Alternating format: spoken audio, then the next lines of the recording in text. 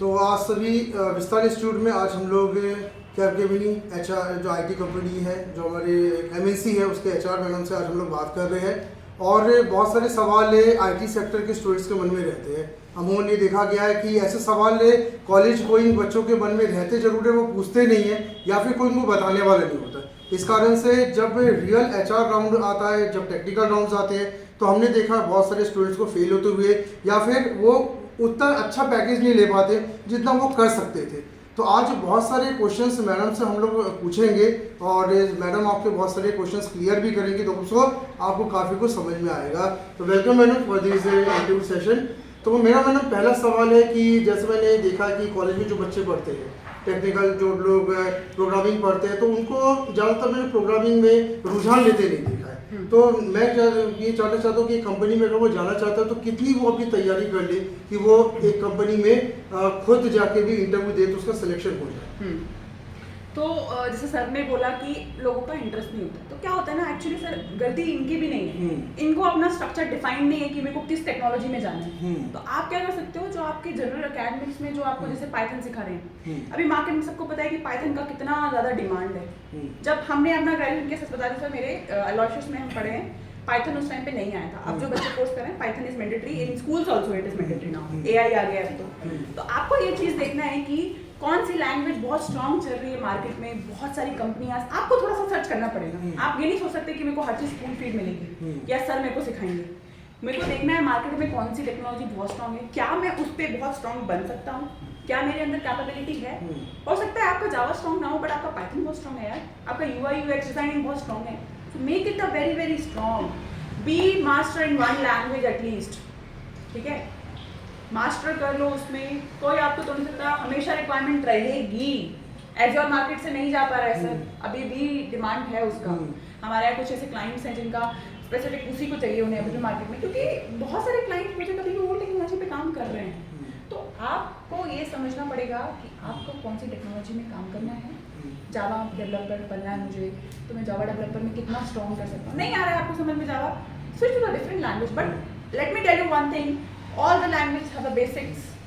आपने पढ़ा होगा बेसिक सेम, ठीक है। जिसको जावा, मेरे सामने में सब जावा वाले ज़्यादातर जावा सेलेनियम ऑटोमेशन क्यूए वगैरह, तो उनको सबसे पता चले कि जावा इसको बनती है, हर जगह कर लेगा। एसक्यूएल जिसको बनता है, मास्टर है वो। एसक्यूएल का पूरा फंडा एक्सेल में है कि नहीं, मेक एक्सेल, इतना स्मार्ट कर लो अपने आप को एक्सेल में। एक्सेल के बेसिस से बहुत अच्छी जॉब मिलती है यार, एडवांस एक्सेल जिसको बनता है। आपको पता है 25-25 साल वाले लोगों को अभी तक एक्सेल में पिवट लगाते नहीं बनता। They'll ask you. I have learned in my entire career just 2 years back how to do Excel में pivot and all. Since I was learning from my school education, the Excel and all. Excel को master कर सकते हो यार, जरूरी नहीं है सिर्फ लैंग्वेज और ये सब, आप एक्सेल को भी बहुत अच्छा मास्टर कर सकते हो। आई थिंक सर आपके यहाँ पे एक्सेल का कोर्स कराते हैं? जी होता है। तो बहुत अच्छी बात है, आप एक्सेल को भी मास्टर करो साथ साथ। क्योंकि देखो क्या होता है, आप जब कोडिंग करते हो, कुछ चीज़ें करते हो, प्लानिंग होती है, आपको एक्सेल में काम करना पड़ता है। आप एक्सेल को कहीं से भी रिप्लेस नहीं कर सकते। तो मास्टर करो चीज़ों को, you'll get the result। मेरा सेकंड क्वेश्चन ये है कि जितने भी कॉलेज के स्टूडेंट्स हैं, मैं देखा है कि उनका कॉन्फिडेंस कभी भी अपनी स्टडीज़ में और प्रोग्रामिंग्स में होता ही नहीं है, और उनका माइंड बहुत लोग वॉश आउट करते हैं। कई लोग ऐसे होते हैं जो आईटी में बहुत अच्छे प्रोग्रामर्स होते हैं, लेकिन जब लास्ट ईयर आते उनका माइंड बहुत तेज वॉश आउट कर दिया जाता है और वो मार्केटिंग और किसी दूसरे लाइन में भी जाते हैं। तो ऐसे बच्चों के लिए मैडम आप क्या कहेंगे जो माइंड वॉश आउट के कारण आईटी के कैरियर को छोड़कर छोटे मोटे कामों में लग जाते हैं और इस कैरियर में दोबारा आना भी नहीं चाहते?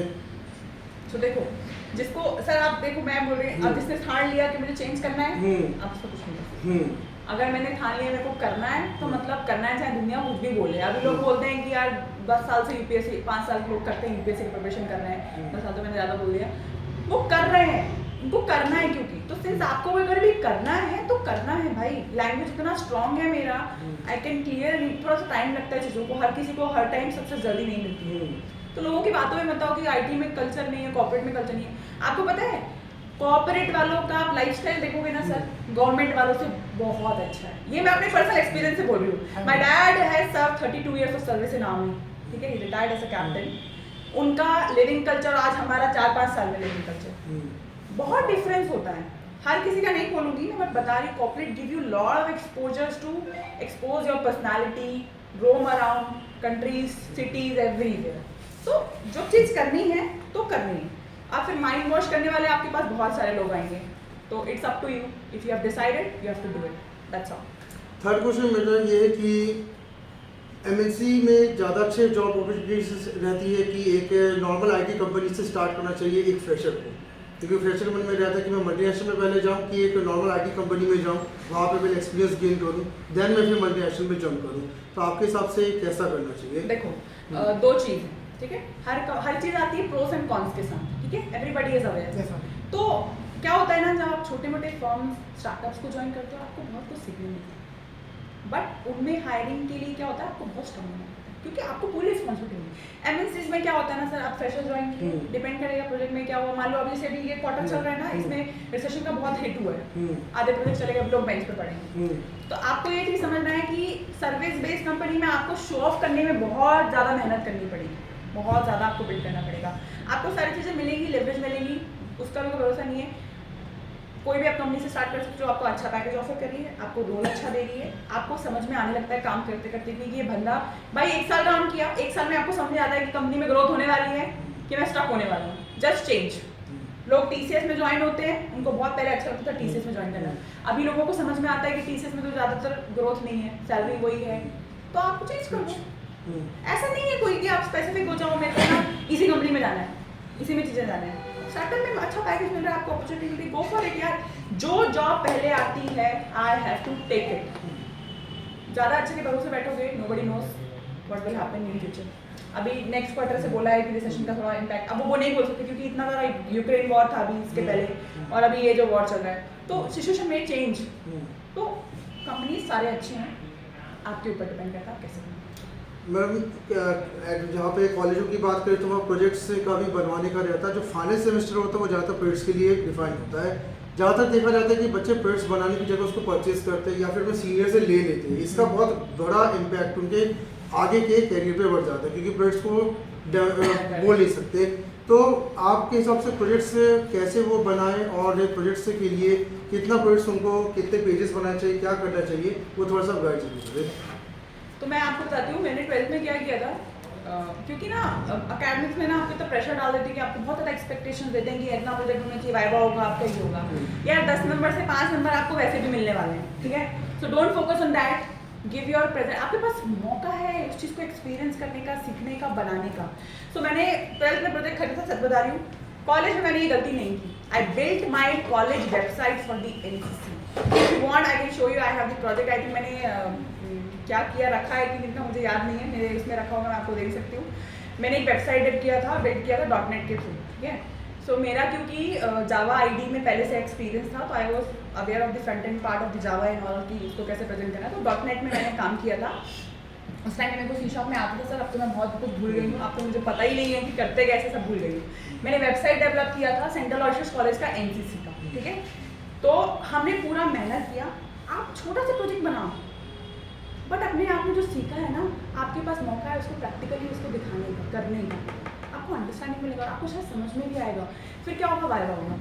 तो देखो वाइवा में क्या ना, हमने प्रोजेक्ट बनाया ना, आपके उतने नंबर कवर हो गए, फेल नहीं करते कोई यार, पैनल्स आते हैं, वो हम ही आप लोग वैसे आते हैं, सर भी पैनल थे, तो आप भी प्रोजेक्ट में नंबर उतना देते हैं, हाँ उतना तो रहता है। थोड़ा बहुत आपसे वो देखते हैं कि भाई ये बंदे ने तो प्रोजेक्ट बहुत अच्छा बनाया है, और कभी कभार होता है, हो सकता है आपकी बहुत अच्छे स्किल्स हैं, आपका प्रोजेक्ट बहुत अच्छा बन गया हो, तो क्या होगा ना, आपका जो बैठा है HOD है, जो भी है आपका IT डिपार्टमेंट से है, तो प्लेसमेंट आएगा, पता है वो क्या बोलेगा, सर इस बच्चे ने तो बहुत अच्छा प्रोजेक्ट बनाया था, आप इसको एक बार प्लीज चेक करिएगा, रेफरेंस देते हैं ना, जो टॉप बच्चे होते हैं उनको हमेशा प्रेफरेंस देते हैं। जैसे हमारे यहाँ कोई कंपनी आती थी सर HR में, तो कभी कभी क्या होता है ना, कॉलेज की रेपुटेशन की बात हो जाती है, तो कॉलेज बोलता था कि हम सिलेक्टेड बच्चों को बिठाएंगे, पहले इंटरव्यू करके फिर हम बच्चों को बिठाएंगे, तो हम लोग क्लास में बोलते थे, हम लोग बिल्ड करते थे, टीम बिल्ड करते थे, समझ में आता, तो वो हमें प्रेफरेंस देते थे। तो हर जगह आप जो अपनी क्वालिटीज दिखाओगे उसका फायदा है, कुछ ना बोलने से कोई फायदा नहीं, ठीक है। तो प्रोजेक्ट बनाओ, जितना बनता है हेल्प लो, अरे आधा बन रहा है दिखा दो यार, पैनल क्या ही पूछेगा, जो पूछेगा आप उतना दे देना जवाब, नहीं बनेगा तो ठीक है, एक्सेप्ट इट, नहीं बन रहा, I try it, learn, simple है। प्रोजेक्ट बनाओ, खरीदो मत, आप उनका फायदा कर रहे हो जो प्रोजेक्ट बना के बेच रहे हो, वो उनके लिए यार, आई थिंक जिनको डिग्री चाहिए है क्योंकि पास नहीं होंगे, क्योंकि प्रोजेक्ट नहीं बना, तो उनके, आप लोग इतना प्रोफेशनल कोर्स कर रहे हो, सब कुछ सीख रहे हो, तो we expect and everybody expect you to show your skills there, ठीक है। ये सर फाइनल क्वेश्चन ये है कि बच्चे बहुत देखा कि अपने बॉडी लैंग्वेज में माइंडसेट पे वर्क नहीं कर रहे। मैं बहुत सारे स्टूडेंट्स को देखता हूँ कि उनके बॉडी लैंग्वेज इतना पुअर रहता है कि वो जिन कंपनी को टारगेट कर रहे हैं, जिस दिन वो एचआर के सामने आएंगे उसी दिन भाग जाएंगे। तो बॉडी लैंग्वेज को कैसे फिट करें, क्योंकि उनके बॉडी लैंग्वेज, उनके एक्सप्रेशंस बहुत पुअर है और उन लोग का पहनावा भी ठीक नहीं है। तो आप इसके लिए कैसा उनको कहेंगे कि आप कैसे इस चीज़ को इम्प्रूव करें, और कम्युनिकेशन स्किल भी पुअर है तो उसके लिए भी जरूरत पड़ेगा। फर्स्ट चीज़ मैं आपको बताऊंगी कि first impression is the last impression, ठीक है। मैटर करता है बहुत ज़्यादा, हमको लगता है, बट मैं आपको ये नहीं बोलती बहुत ज़्यादा महंगे कपड़े खरीदो, बहुत लेविश लाइफस्टाइल जियो। आप जैसे नॉर्मल क्लास के हो, जो क्लास आपका है, it doesn't define your interviews, ठीक है। आप किस तरीके से अपने आप को रिप्रेजेंट करते हो, इट रियली मैटर्स। आप कितने कम रिसोर्स में अपने आप को प्रेजेंट कर पाते हो, ठीक है। आपके पास लैपटॉप नहीं था इंटरव्यू ने, आपने अपने सर से मांग लिया, फ्रेंड से बोरो कर लिया। This are the skill which shows interviewer कि you managed, you did not show the reason that I don't have laptop so I can not give the interview right now. So that is what you have to show. आप अपने dressing general करो, आप बैठते हो यार, आप ऐसे थोड़ी ना बैठो, कोई बैठा है आप ऐसे करके बैठो, ऐसा बैठता है कोई क्या? नहीं ना। तो अभी भी हम लोग देखते हैं सर, एक्सपीरियंस बंदे इंटरव्यू देते हैं, कैमरा ऑन करने के लिए बोलते हैं उनको, पीछे कपड़े टंगे हैं। अरे मैं मानती हूँ आप कहीं पे भी रहते हो, मैं मानती हूँ हर सब लोग हर बैकग्राउंड से आते हैं, बट आपके यहाँ पे इतनी डिसेंसी होनी चाहिए कि मैं एक ऐसी दीवार के पास जाके बैठ जाऊँ जहाँ पे कुछ थोड़ा बहुत साफ सुथरा हो, थोड़ा बैठने के लिए, तो गलत इम्पैक्ट नहीं पड़ना चाहिए। वैसे तो इतना कुछ ज़्यादा नहीं पड़ता है, मैं आपको बताती हूँ जो बंदा होता है, बट एक जनरल, जैसे मैं हूँ, मैं सच बताऊँ, अगर मैं इंटरव्यू किसी का लूँगी तो मैं ज़रूर नोटिस करूँगी कि जब बंदे को पता था कि यार उसका 8 बजे इंटरव्यू है, he has not prepared well for the background thing also, he has not checked the light, he has not checked the camera, he has not checked the laptop is working. So first thing, normal कपड़े पहनो, अच्छे हो, जहाँ आप जा रहे हो सबसे ड्रेसअप करो। मैं अपना बताऊंगी, मैं ऑफिस, हमारे ऑफिस में सर सारी चीज़ें अलाउड है, कैजुअल आप कुछ भी पहनो, फैंसी कपड़े पहनो, but I make my dressing very very good because I am HR, I represent my company to the associates. If I do wrong they will also see, अरे एचआर तो ऐसे पहन के आता है, वो ऐसे करता तो हम भी ऐसे करेंगे। So I am a role model for these people. So second thing ये हो जाती है, आपका आता है कम्युनिकेशन के बाद। मैं पहले से बोलते आ रही हूँ, मैंने तो बचपन से सीखा है, हमने इतना नहीं कर पाया, बट लास्ट में हमको क्या होता है, जब तक आपको मुंह की खानी होती है तो समझ में आता है, तभी आपको समझ में आती चीज़ें। बट आपको मैं अभी बता रही हूँ, आपको इंटरव्यू ने पूछा कि tell me what are the objectives of this, आपने बताया जावा का बहुत सारे क्वेश्चंस थ्योरेटिकल भी पूछते हैं आपको, ठीक है, जिसका बेसिकली प्रैक्टिकल एक्सपीरियंस है, बट लोग नहीं बोल पाते। आपसे वो चीज़ पूछी, आपको बोला जावा की प्रॉपर्टीज बोलो, ठीक है, व्हाट इज इनहेरिटेंस, ठीक है, व्हाट इज दिस, मतलब बहुत सारी प्रॉपर्टीज भूल गई, मैं आपको बता रही हूँ, वो आपसे पूछा। अब आप बोल नहीं पाए, ना ही हिंदी में बोल पाए, ना ही इंग्लिश में बोल पाए। अब जैसे मेरे साथ चार होगा, मैं सोचूंगी यार बंदे ने एटलीस्ट ट्राई किया, उसको नॉलेज पता है कि क्या होता है, हिंदी में बोल रहा हूँ, हाँ, तो उसको कंसेप्ट पता है, उसको ये पता है, बोल रहा है। मैं थोड़ा बहुत माइंड करूँगी लैंग्वेज का, मेरे को पता है, चलो बंदे को सिखा दूंगी मैं, वो देखूंगी विलिंगली है कि नहीं है, बट ट्राई इंग्लिश। अब 10 बच्चे इंग्लिश आते ही आता है सबको, फिर तो आपका कॉम्पिटिशन टफ हो जाएगा ना। एक हिंदी वाले को मैं क्यों लूँगी अपनी टीम में यार? That is what where it plays a role. तो ये चीज़ है, अपना कॉन्फिडेंस बिल्ड पता है कैसे होगा आप लोगों का? आप इसमें बात करो, सर से बात करो, क्वेश्चन पूछो, डरो मत यार, इंटरेक्ट करने में मत डरो ना, किसी से भी इंटरेक्ट करने में मत डरो। बहुत जितना इंटरेक्शन बढ़ाओगे ना लोगों से, उतना आपको बहुत हेल्पफुल होगा। यही है सर। तो फाइनली आज मैम ने बहुत समय निकाला और विस्तार इंस्टीट्यूट में आज आप लोग सभी को मैम ने इंटरव्यू के बहुत अच्छे गाइडेंस दिया। अपने व्यस्त टाइम पीरियड से भी मैम ने समय निकाला, ये हमारे लिए बहुत अच्छी बात है। Madam thank you for it कि आपने तो समय निकाला और स्टूडेंट्स को काफ़ी कुछ समझ में आया होगा।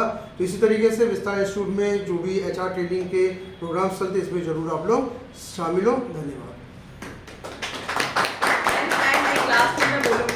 हम बहुत एक्साइटेड होते हैं सेमिनार वर्कशॉप अटेंड करने के लिए, हम बहुत एक्साइटेड हो जाते हैं, सुनते हैं, बहुत कॉन्फिडेंस बूस्टर हो जाता है, घर आके बस सो जाते हैं, कुछ एक्शन नहीं लेते हैं। Action should be there, whatever you have learn you have to show in your actions also. आज मैंने सुना, मैम से सुना, सर से सुना, CV बनाना है, कम्युनिकेशन बिल्ड करना है, हाँ ठीक है, एक महीना निकल गया। Procrastination should not be there. I was usually in my young generation, young time, मतलब अभी का जब मेरा पहले का अर्लियर टाइम था, I was usually used to procrastinate everything sir, everything. But right now I am like that, क्योंकि अभी जॉब में नहीं कर सकते आपको आज देना रिपोर्ट तो आज देना है आपको। So it become now my habit to do not to procrastinate. मैं आज का काम आज ही करना है, तो वो चीज़ हैबिट में बना, ठीक है। आज अगर कुछ अच्छा सीखा है तो प्लीज बिल्ड, अगर आप में से कोई अच्छा करता है तो बहुत अच्छा लगेगा। मेरा कोई ऐसा कोई मॉनिटरी इंसेंटिव